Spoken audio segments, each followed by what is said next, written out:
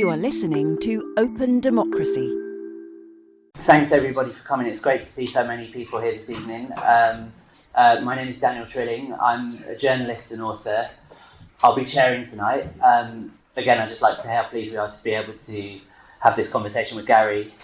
I think Gary probably needs very little introduction, but I will just say again, his collection of latest book, a collection of his journalism spanning nearly 30 years of work for The Guardian, Nation, New Statesman and other publications, is just a real delight to read. I think I mentioned this when we were chatting by email the other day, but I think it's quite hard to get a collection of pieces to feel like more than just a kind of roundup of individual pieces. But I think what really shines out from the book is how I think Gary's talent at not only reporting on the here and now, but sort of showing how that fits into the bigger historical and political arcs that shape all of our lives, and that at certain moments we can actually shape ourselves. You're very good at shifting between, or sort of talking to several different audiences at once. And I think, sometimes that could be people from Stevenage. Sometimes, even on occasion, it's England football fans. Sometimes it's sort of speaking to, the British professional classes, and sometimes it's about the black diaspora worldwide, and sometimes it's black people in the UK. And I think that's the skill of a good journalist, is that you can hop between all these different things.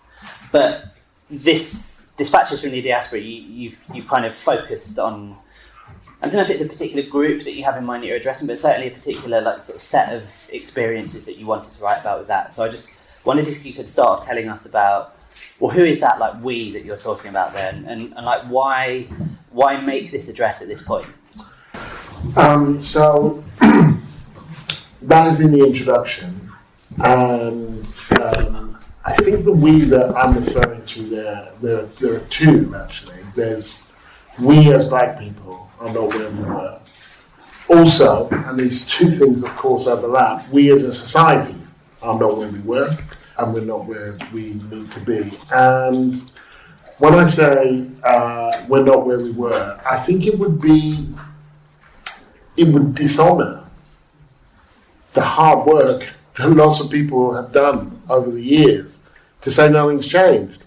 And it's also, I think, demonstrably untrue in a range of ways. Things have changed. And they don't change because of time and tide or, tolerance, or they change because people make them change. And so when I say things, we're not where we were, that in a range of ways, things have got better, I think. If we look at what happened in 2020, if we look at how many people understand what the term institutional racism is, if we look at the number of black anything at significant levels of power and authority, whether it's MPs or councillors, or we are not where we were. And God, compared to what Britain's like when I was growing up in the 70s, thank God, Then there's another group of people who say, some of whom are actually in the present government, but not all of them, who say, we've arrived, there is no problem. There is, there's nothing to worry about. We're good. That was more or less the Sewell report's conclusion. There's something out there that kind of some people call racism, but basically we're good. And that's also obviously not true. And that people consistently want to look for these kind of cheap fixes or evidence of a cheap fix. So we have a brown prime minister, we have a black foreign secretary. There you go. As though if you were sitting on a plane, handcuffed to your seat, you'd be like, well, at least it was a brown woman who put me there. And, in the book, I interview Angela Davis, and she's talking about the way that Obama's understood, and she talks about diversity, a notion of diversity as being the difference that brings no difference and a change that brings no change. This way of changing the colour of things without actually changing what they do. And, that's a thing that I think is very important to resist, that you have these moments where a handful of people break through the glass ceiling, but then there's a lot more people in the basement and they've disabled the lift. So nobody's following them. So when I say we're not where we were, but we're nowhere near where we need to be, I'm trying to kind of get a sense of, yes, things have changed, and we are not even close to having arrived at a satisfactory point. And actually, while some things have changed, an awful lot of things haven't changed. There was sort of a particular story from the UK that I think really illustrates that you can see you've traced over the course of 20 years. The Macpherson report, which you were writing about at the time in the turn of the century, and the Windrush scandal, almost 20 years later, where you describe in your piece analysing the Windrush report, you describe it as our Rodney King moment. This is the point at which many white people were forced to realise that racism exists in Britain and is not just about behaviour or people who are uneducated or lower class, but it's political and it exists there in the institutions, and that black people's experiences of this country are materially different to theirs, and that kind of, first of all, that was a moment that people had to realise that, and that kick-started a new kind of conversation. And then almost 20 years later, you have a scandal that is exposed that again illustrates people being treated like that by institutions for structural reasons and so on. And then the conversation that ensues is the Sewell report and pretending either this doesn't exist or it's just the kind of, the woke left extremists and so on. How do you think we got kind of from there to here? If you think of the time when the Macpherson report happened in 2000, at that time when there may have been one black junior minister, and he would have been the first, as opposed to now, where you have a brown prime minister and all of this. But now we also have Rwanda, and we've had Windrush, and we have photo ID at the polls, which is basically Windrush at the election booth, basically. Then you get a sense of that uneven development. And my understanding of this is that over this period of time, we have managed to clear a lot of political space. Broadly speaking, the conversations that we have around race in this country now are much richer, they're much better, they are much more sophisticated than they were.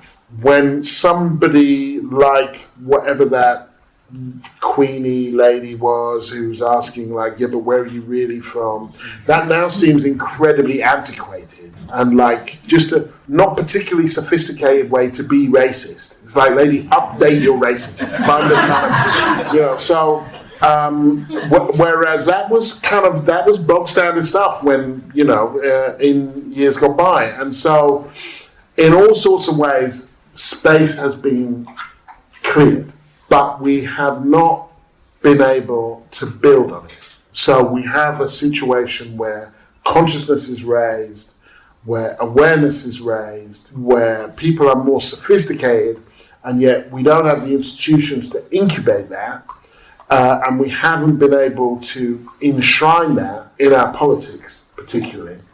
And so we find ourselves having a better conversation and a more sophisticated conversation about a worse situation in a range of ways. In the middle of all of that stretch, from kind of 1999 is the Macpherson report to 2023, you have the economic crisis, which of course affects black families more severely than other families because they will skew poorer. You have austerity, where black people are more likely to work in the public sector, so it's going to hurt them more. So you have a range of things that have nothing to do immediately with kind of, race particularly, but which affects black families in a particular way. And to be honest, just because, it's a diasporic book, that was even more stark in America when Obama was elected. And when you write now, there's a thing called below the line. And that is, you write your piece and then people come in below the line. They also come in below the belt, usually. And, and you're told, don't look below the line. Well, actually, originally you were told, go below the line, kind of talk to people. And then you're just like, there's nothing for me down there. Or there will be there'll be some really nice people, but you'll have to wait for a load of racist nonsense to get there. When Obama happened, and I was saying, symbolically this is fine, but it's not a movement, it's an electoral campaign. He's actually not that much more to the left than Hillary. So we're going to have to kind of find a better way to talk about this. And I was accused by Obama of just being an Eeyore, which I do understand. It's just like, I didn't say this on election night or anything, but just generally, oh, come on, just kind of get with it and enjoy it. But as Obama was standing and winning, the economic crisis hit, and actually African Americans suffered a massive attack on their living standards. In real time, people were saying, this shows that African Americans have arrived and that there's no such thing as racism, as their fate compared to white people was widening. While Obama was in power, the difference between black and white in America in terms of income and wealth grew. I'm not blaming him for that, because the president can only do so much, although I also do think he should be held accountable for what he didn't do, and for a lot of stuff he did do. I think Obama gets a lot of passes, partly because we like him, and partly because he's so much better than the guy who went before and the guy who came after. So when you're the meat in a shit sandwich like that, it's like, do you know what I mean? Like, what do you want? But you saw a incredibly uneven moment where the symbols and the substance didn't chime. And I actually felt like in those moments, it was even more important as a commentator to kind of draw those lines and get those distinctions right. Your job is to try and frame them through a prism that you think people might view them.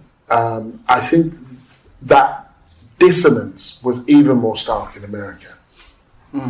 Because I think what you're describing there is also kind of, it's the disconnect between forms of representation and the kind of social reality out there, like either political representation or who gets picked to do top jobs and that kind of thing. Where in Britain, it's a country that is very structurally unequal, and these things are getting worse. The government has this alibi at the moment that, the Rwanda policy, this can't be racist and it can't be violent because we have a diverse cabinet kind of carrying it out and implementing it.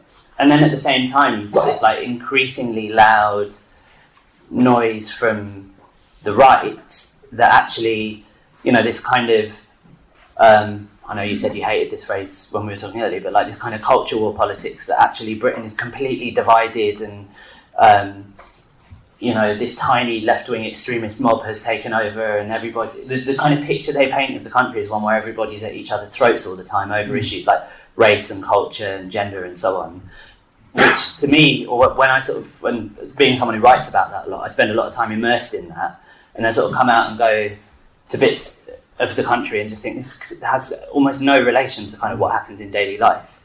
But again, it's in a slightly different way. It's that disconnect between how the kind of political sphere is talking about things and then how people are actually kind of articulating themselves and interacting and so on. Yeah, well, I think this dissonance exists everywhere, and to that extent, I mean, first of all, just to talk about columnists for a moment, first of all, there was a study by the Sutton Report about inequality in Britain, and you were more likely to have gone to Oxbridge and private school if you were a columnist, a newspaper columnist, than if you were a lord or a senior judge. That's about as posh as you get. So you're talking about this kind of very fetid ecosystem where the people who run the country and the people who write about the people who run the country are basically the same person. And so they spin these realities out of, whole cloth. And sometimes they can actually spin something into reality. Not that often, actually. We are very ill-served by our commentariat, and the world that we live in doesn't feel like that, but the world that the demarcation points, the fault lines that they create, then have you saying, are you for or against X, when kind of nobody's really thinking, are they for or against X?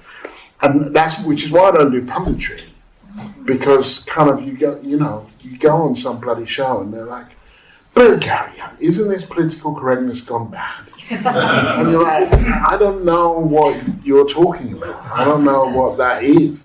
The other thing about being a columnist specifically, and why I was really glad to give it up when I did, is because I had to have a thought every Thursday. Whether I wanted one or not. Like, a thought on Wednesday is not fucking used to. And a thought on Friday is that thought has to come on Thursday. It has to be a thought you haven't exactly had before. But it has to be something that you know about. You only know about so many things. You can't be repeating yourself, but you can't be entirely inconsistent with the other thing. I mean, it's mental. It's a mental idea. And even now, because it was on a Thursday, and where I live, the bins go out on a Wednesday night. And so I associate putting the bins out with thinking, what am I going to do? Like, what is my thought? What is my thought? So yeah, I'm relieved not to have to do that. But in terms of race particularly, although not exclusively, one of the things I learned in the process of writing these things and going to these different places, whether it's Caribbean or Africa, like South Africa or Zimbabwe or the States or Britain or elsewhere in Europe, is the degree to which racism is a language with several dialects. And people speak it differently in different places. And of course, they're not all saying the same thing. But the reason that Black Lives Matter could pollinate in the way that it did was because it was recognisable. Same with Me Too. It was recognisable in enough places. And I remember starting the journey to thinking that when I was in South Africa, and that was the piece that got me my job, covering Mandela when Mandela was elected. I was 24 when I arrived there. I was 25 by the time the election happened. And the Guardian said you can stick around like for another few weeks and do more pieces, which would be a dream. Like, I didn't even have a job yet, I was just on contract. But I had this encounter, and it wasn't just this encounter, but this encounter kind of summed it up with this woman pushed in front of me in a supermarket, just walked right in front of me. And I said, excuse me, there's a queue. I don't worry, I don't have much, I won't be long. And I said, well, you're after me, so you'll be that long. It's like, don't worry, I've just got these, and I said, no, sorry, this is, and don't get hit up. And I said, I'm not getting hit up, just get behind me. And I just thought, I wasn't in a rush, and why am I shouting at this old white lady? Like, now you got me shouting at this old white lady. I had enough people just moving in front of you in queues, being disrespectful, and I just thought, I don't want to learn this language. I understand, I speak British racism fluently. That'll do. I don't want to be bilingual. And so I said to God, I think I'll come home.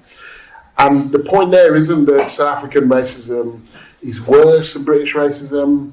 It's just different, and I just didn't want to deal with it. When I left America, which was in the middle of the Black Lives Matter stuff, in 2015, and quite a lot of people said, is that because of the racism? And I said, yeah, I'm coming back to Hackney to avoid racism. It's a kind of crazy idea. Yeah, and actually, since you mentioned Black Lives Matter there, I think you seem to have a very keen eye for the moments where people kind of break through. The thing that you're very good at kind of showing happen is when people are kind of collectively saying, actually, we all know this is going on. And the way that you write about particularly Black Lives Matter's resurgence in 2020 and the way it went around the world seemed to be a very good example of that. I mean, I don't know if that's something you wanted to read a bit from the book about, or just reflect on? Up to you. Well, I'll talk about it for a bit. I was going to read from the Macpherson bit, but that still might make sense. Because a range of experiences aren't reflected in the mainstream media, then there are these moments when they kind of burst forth. And I'm really keen when I'm writing to think, well, what's different about this? Like, not always where did this come from, because you don't always know where it comes from. It's the truth of it. But what's different about this moment? How do I understand this moment as opposed to kind of another one? And sometimes what's different is that we're talking about it. And what's interesting about Black Lives Matter is that it wasn't that more black people were being shot dead by the police. That's not what happened. What happened was the people who decide what news is were forced to reckon with the fact that this probably should be news, and that they had been walking over these dead bodies, metaphorically, for years. And so when they ask, where does all this, in other times, where does all this anger come from, and where does all this rage, and angry black men, they're shooting us dead in the bloody street. They're killing us for having kind of broken taillights. And they've been doing this right under your nose. You haven't noticed, because, when I did the book about all the kids that were shot dead in one day, people would say, reporters would say, it's not so surprising that someone will get shot down there. And so you realise, okay, so there are places where children almost should get shot. If they do get shot there, it doesn't disturb your understanding of how the world works. It confirms it. And then there are places where they shouldn't get shot. Schools, malls, white areas, libraries, wherever, churches. And that becomes news because we didn't expect it. And that's one of those things where it's like, well, who's the we there? Because actually the people who live in these communities, they're living with this all the time. So I kind of, and that previous book, Another Day in the Death of America, is an example where I think I did try quite often to take what was the quotidian, the daily, the unnoticed, and to say, you know what, this, maybe not, maybe we shouldn't be doing this, maybe this ain't right. Or, you know what, this isn't right, and it happens, it's just become part of the white noise that you're getting used to, but you wouldn't live with. And it's one area where I think journalism really, really fails. And it fails in no small part because of the class, race, region, demographic of the kind of people who become journalists. Yeah. Or allowed to become journalists. And I think that's actually a good point to move to the reading about Macpherson, because that's another moment at which something that was obvious to people who experienced it was sort of forced into the national conversation.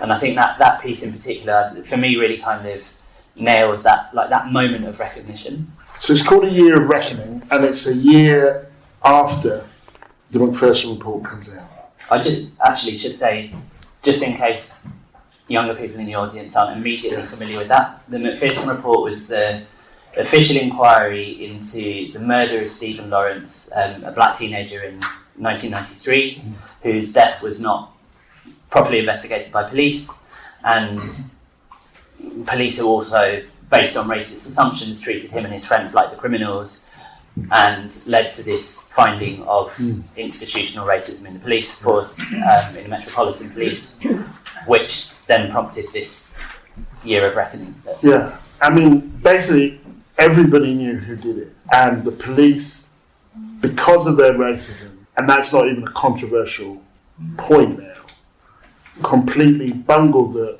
investigation to the extent that the people who everybody knew had done it and who boasted about having done it couldn't be convicted for the crime because they had either failed to follow up on certain leads or failed to keep certain evidence or whatever. Now that the dust has settled and the rubble has been cleared, it's time to check the foundations. The Macpherson report, released a year ago, fell like a bombshell on the British political and cultural landscape into what had appeared to be a fairly simple narrative between good, the Lawrence family, and evil, the 5 young men suspected of killing their son. William Macpherson introduced a new and far more complex character, institutional racism. Suddenly a term that most of Britain had never heard before was all over the nation's breakfast tables. In the past, to get a report written about the state of race relations in Britain, black people either had to take on the police or defend themselves against white thugs. But all black people did for this was literally and metaphorically die for it. Stephen Lawrence died for it. Rohit Dougal, Roland Adams, Michael Menson and many others died for it. The Lawrence family, in their tireless campaigning through the dog years when the mainstream press had lost interest, were dying for it. And the black community at large was dying for it. This was our Rodney King. At last, here was proof of what black people have been saying for years, that they had been falling foul not just of the law of the land, but the law of probabilities. Evidence that there is a persistent and consistent propensity to shove minorities to the bottom of every available pile and not only leave them there, but also blame them for being there. And it had the same effect on white opinion in Britain as a videotape of King's beating had on white America. In the face of incontrovertible evidence, white people were no longer able to ignore the deep-rooted and widespread nature of racism in British society, even if they wanted to. So, Macpherson raised the potential of racial debate in this country at a crucial moment, bringing both perception and understanding of discrimination more closely in line with the reality of the black British experience. Previously, the predominant view in Britain had been that racism was a question not of not being nice to people who happened to be black. The view was that racists are impolite, nasty, poorly educated and badly brought up, and that combating racism was just about treating everyone the same. Anti-racism, it followed, was therefore about denying difference rather than embracing it. Its key determinant was not political, but behavioural. Macpherson dealt a severe blow to that misconception. By placing institutional racism at the heart of his report, he drew a direct link between the racist boot boys and the complacent pen pushers, between the black shirts and the blue helmets. The report charted a path from the crudest forms of racism to the most well concealed. In short, it exposed the way in which racism affects all areas of black people's lives and infects the institutions we are all a part of. It shifted the focus of the debate from the individual to the institutional. It encompassed not just the obvious, but the abstruse as well. It showed that racism does not have one face, but many, and sometimes no face at all. Just because we are asking the right questions doesn't mean we are getting the right answers. Young black people are still more than twice as likely to be unemployed as their white peers. 2/3 of the Pakistani-Bangladeshi community are still among the poorest 20% of the country. Graduates of African descent in their 20s are 7 times as likely to be unemployed as their white counterparts. The statistics go on forever, but the grim reality they describe cannot. Macpherson has provided us with some sound foundations. We must wait and see what lasting structures will be built on them. And I think if we look at what's happened with the Metropolitan Police since then, that kind of, because they do keep going back to Macpherson. What we see was an institutional determination not to learn those lessons and not to build.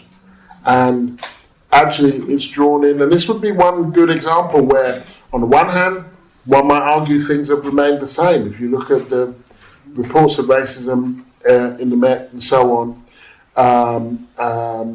but the issue has now broadened to its homophobia and its sexism and its misogyny as well. And so what was a conversation around, a very gendered conversation as well, around black boys and the police, now has the potential to be broadened out, and has sufficiently been broadened out to have cost at least one police commissioner her job, to kind of, these people are not keeping us safe. And it's a really good example of how what looks like a sectional interest, oh, that's black people going on about the police again, when it's like, well, don't you want to be safe? You know, if they do this to us, what do you think they'll do to you if they could? And you see once again, and I can be a bit Pollyanna-ish about this, but there is the potential for some serious solidarity work and some serious kind of coalition work amongst different demographic groups who all feel that this particular institution is not only not serving them, it's actually kind of acting against their interests. But just because there's a potential doesn't mean it will be realised. Actually, that is something that we have to do to make it real. Yeah, and I think also that potential being there at those moments tells you something about why, for the British right, the Macpherson inquiry is this kind of particularly. So I've recently been writing quite a lot about the police, and reading a lot of ex-cops' memoirs, and actually enjoying it bizarrely. But that's just it's probably says more about me. But you know, there's from the moment of that. Identifying of institutional racism in the Macpherson report, there's a section of the right that treats that as this kind of original sin. You know, that explains, and you see this in the way that lots of ex-police officers talk about, like what's gone wrong with policing, and police officers who might themselves have experienced racism or sexism or homophobia have got a different take. But if from my reading of what cops have to say about it themselves, it's none of those things. It's that the Macpherson inquiry kind of fatally hobbled policing. It kind of tied their hands behind their back, made them scared to arrest people because they were worried about being called racist. Actually, there's a bit in that piece that, at the time, I think you were right to identify it as such, but in retrospect, it turned out to be worse, which is at the time that seemed like kind of grumbling on the fringes of the right, but really, over the last 20 years, that's become a kind of major theme on the right, that it's you know, basically they are scared of the potential for coalition building, and so that's why they home in on these things. You've seen a repeat of that backlash and reaction with the responses to Black Lives Matter over the last 3 years as well. Yeah, I mean, I think that one thing I try with my work, and that would be a very good example, and that was before I was conscious about trying. I try not to be predictive, because there is this notion that some journalists have that it's their job to tell the future. And first of all, that's not their job, I think. And secondly, they're not very good at it. I remember just coming back from the States and being at a function. It was 2015. Corbyn had just been elected leader of the Labour Party. And this woman said, Corbyn's lost the election. And I said, no, he just won the election. And she said, 2020. And I said, why are you talking about 2020 in the past tense? It's 2015. And she said, well, it's our job. She got incredibly condescending really quickly. And I said, well, I'm not sure it is. I said, did you predict that he would win the Labour leadership? And she said, no. And I said, did you predict that Cameron would win this election? And she said, no. And I said, well, so you're not very good at it then. So maybe you shouldn't do that. Maybe you should just concentrate on what you see. And there you see it kind of very cautious, like the structures are different. We'll have to wait and see if they're going to be built on it. That said, the one thing that I really feel like I misjudged, and it wasn't clear until after the Brexit referendum, is that I thought that a set of attitudes around race were dying or dead. And in fact, they were just sleeping. Mm. And that some of the kind of retro, kind of old school bigotry that emerged, I kind of thought we'd done with that. Not everybody, but as a current of opinion, I thought we'd done with that, and I was wrong. Yeah, and I think if I remember rightly, at one point you wrote a column that was, the headline was something like, "I've changed my mind about racism,h, which is where you were saying. Yeah, I think it made it look like I think racism's good now. They asked us to write something where we used to feel something and now we feel something else, and mine was, I changed my mind. I thought we were further ahead and that this stuff was embedded, but actually, really what happened was a lot of people shut up, which is great. If you're going to be racist, I'd rather you shut up than didn't shut up, but actually, I'd even more rather that you kind of changed your mind and decided that there was a better way to go. This is just to sort of move the conversation on to slightly different territory, but I think that's something that kind of distinguishes your writing that a lot of other columnists don't do, is that you're more willing to kind of change your mind in public or even express ambivalence about things. And I just wonder whether, first of all, do you see it like that? And also, that's just a kind of prompt to think about what, like, the ingredients that go into your writing are. Like, I'm sure you had kind of like influences and inspirations when you started out, but are there still things that you feel like does your writing fit into a particular tradition, or are there writers you look up to, who you were trying to emulate? I mean, first of all, I do evolve. It's much more interesting, actually, and it's rarely something where I think, I was completely wrong about that. I thought this, and now it's more like, I don't see it like that anymore. I used to, the piece you're referring to, as a child I was raised, you never supported England. Nobody told you not to support England. You just didn't support it. You supported whoever England were playing. And that was partly because of the kind of alienation that one felt to national identity, and people kind of, it's really cold, isn't it? Not like where you come from. All of that. People either said, you're not British, or you're only British, and there didn't seem a way to be more than one thing at once. So there was that, and then there was also, and I know that England is a big place and not everybody did this, but the thing that it seemed that English people did with their sporting victories, that it wasn't, when they won, it wasn't just that they won a football match. It was the Battle of Agincourt, it was a bloody, it was kind of war, it was everything. And, 2 World Wars and 1 World Cup, it's like,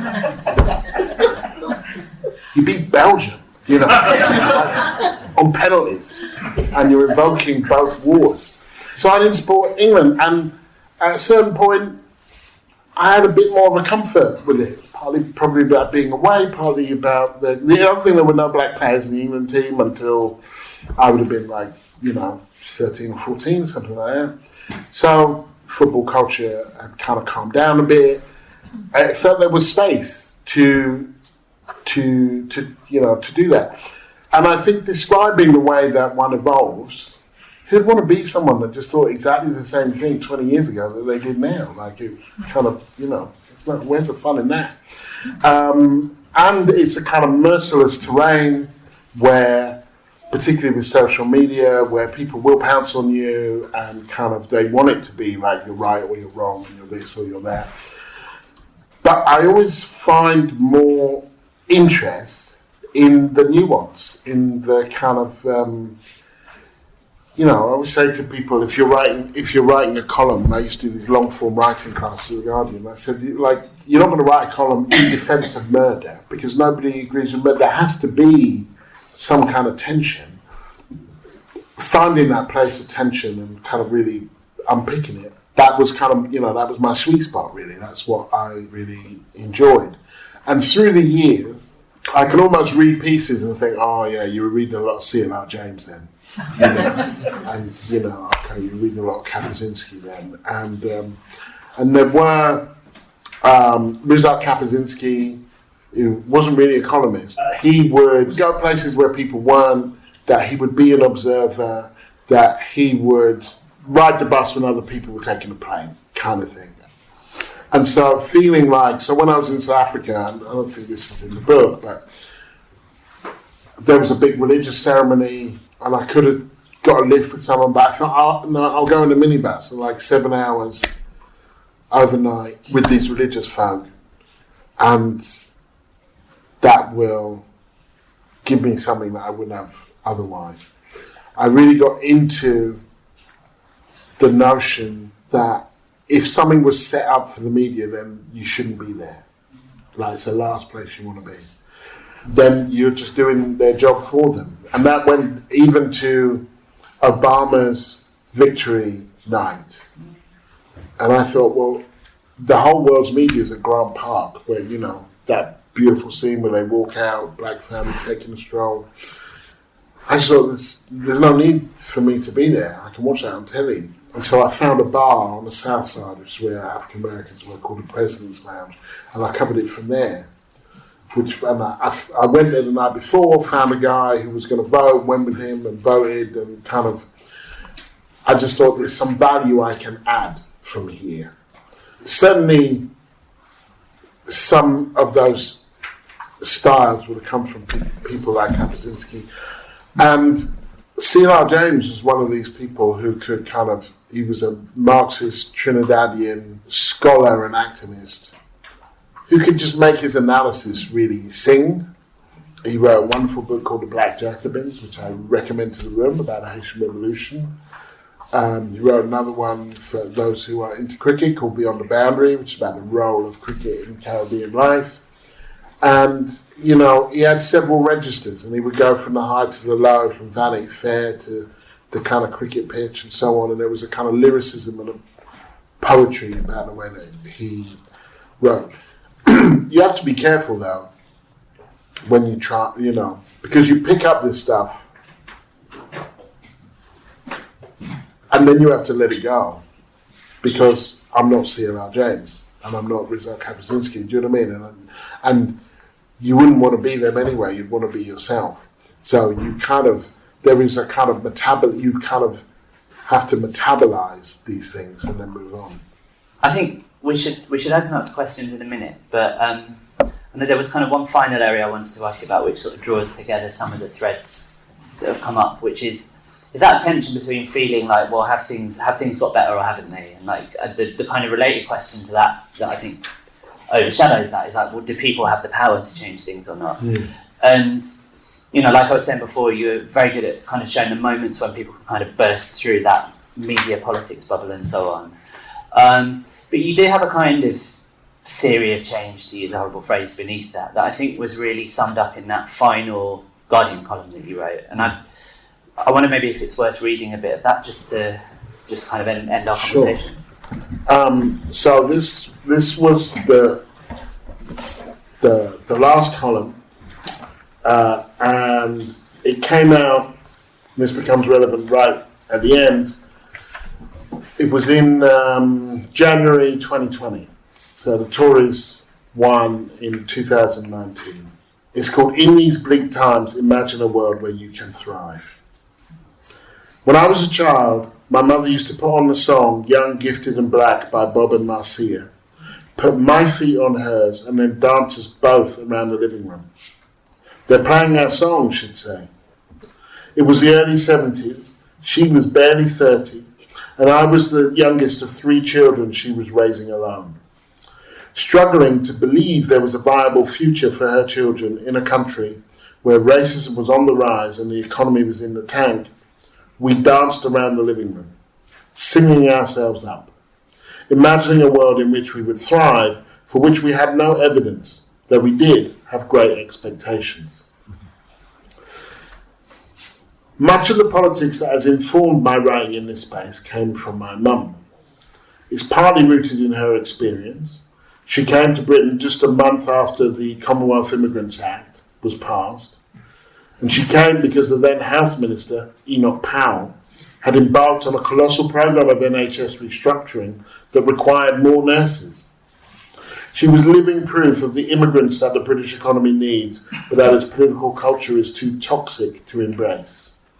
For her, sex, race and class were not abstract identities, but forces that converged to keep her wages low and her life stressful. But my politics is also rooted in what she made of those experiences. She was an anti-colonialist and an anti-racist, an internationalist and a humanist who would never have used any of those words to describe herself.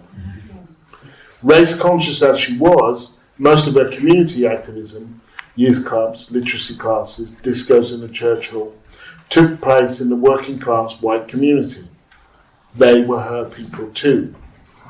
She made me stay up when I was 10 and watch the Holocaust miniseries, which freaked me out, and took me to watch Gandhi when I was 13, which was way too long. Both times she told me, this is your story too.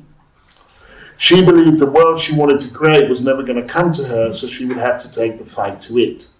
I saw her confront the local National Front candidate, the police, and her union, to name but a few.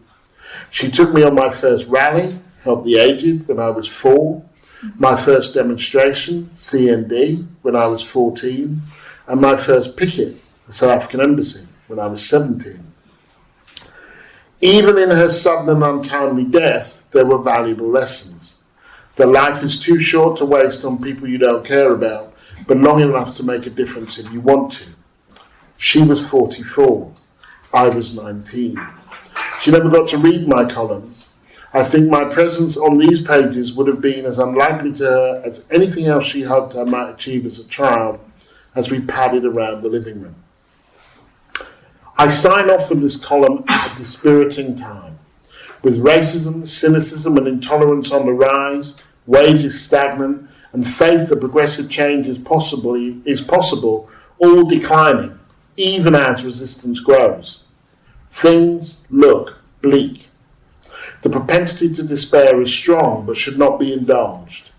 Sing yourself up. Imagine a world in which you might thrive, for which there is no evidence. And then... I think we have some time for audience questions. So does anybody have what they would like to ask? Just a really quick question about Obama. I've read quite a bit that Biden's been a bit more radical. What do you feel about that? He has been more radical. And I think he's been more radical because he's had to be. I think that people in power do what they have to do, and I thought it was odd with Obama when people would say, well, he should do more of this and he should do more of that. And I'd say, well, okay, he should, you're right, but he can't be the left opposition to himself. There's no movement making him do these things. When Obama stood, he fought Hillary. When Biden stood, he was fighting off Bernie Sanders. So his challenge was coming from the left, and he was standing during a massive explosion with Black Lives Matter.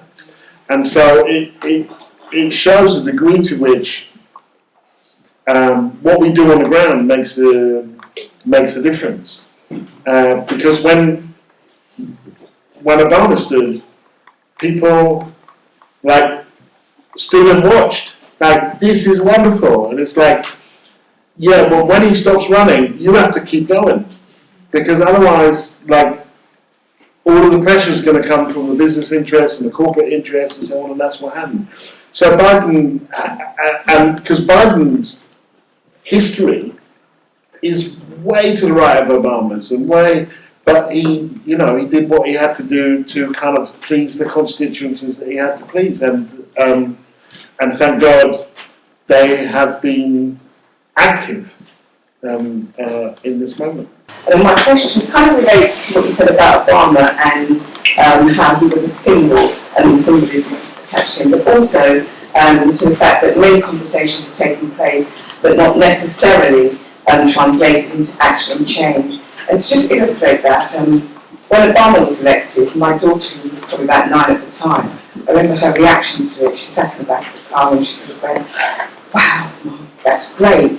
Nobody's going to mess with me."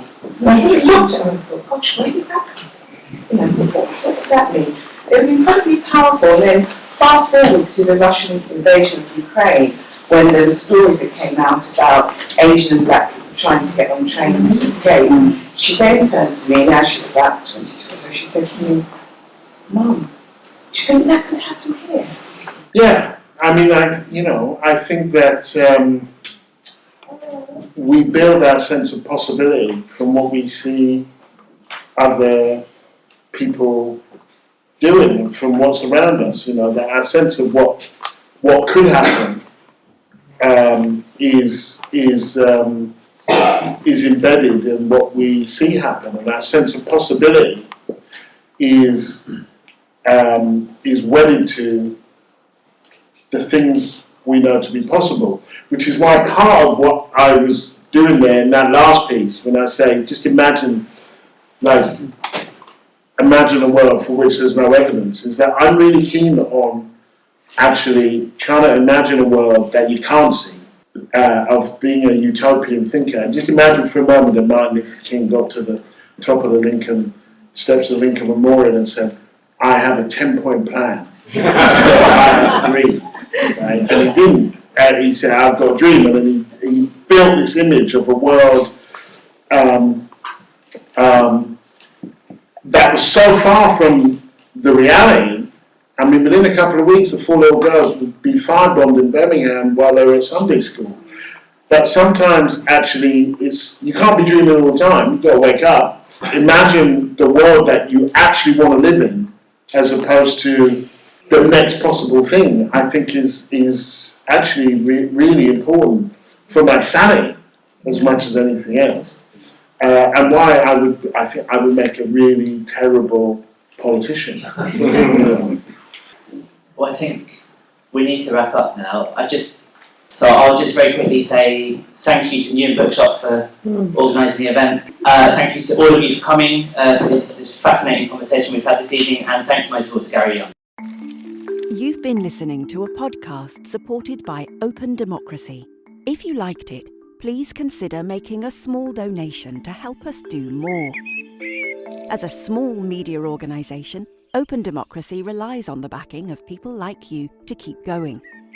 Go to opendemocracy.net now to support our work. And one more thing, to avoid missing out on future episodes, don't forget to subscribe to this show in your favourite podcast app.